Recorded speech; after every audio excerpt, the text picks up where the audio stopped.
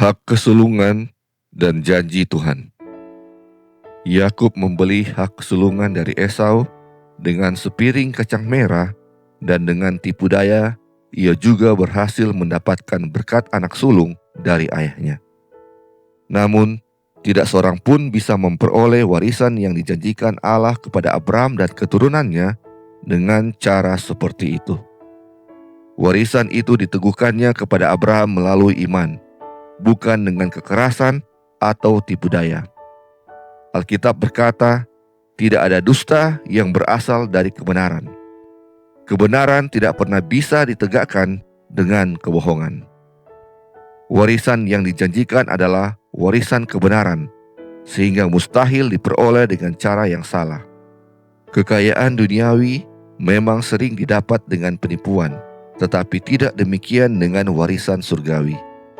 Satu-satunya hasil dari kelicikan Yakub adalah membuat saudaranya menjadi musuh abadi, dan ia harus hidup terbuang dari rumah ayahnya lebih dari 20 tahun.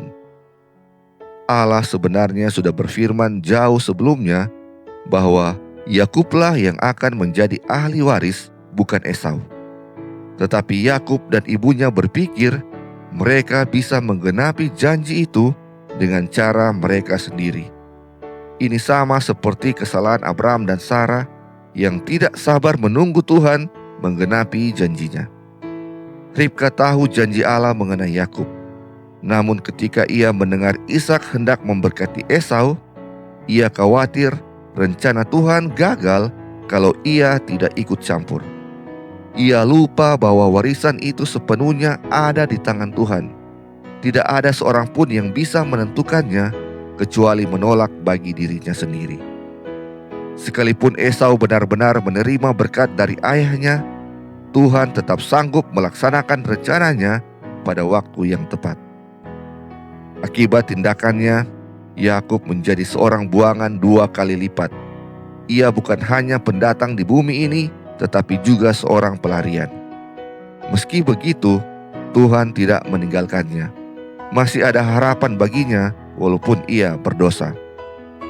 Bagi sebagian orang, mungkin aneh kalau Tuhan memilih Yakub daripada Esau, sebab pada saat itu sifat Yakub tidak lebih baik dari Esau.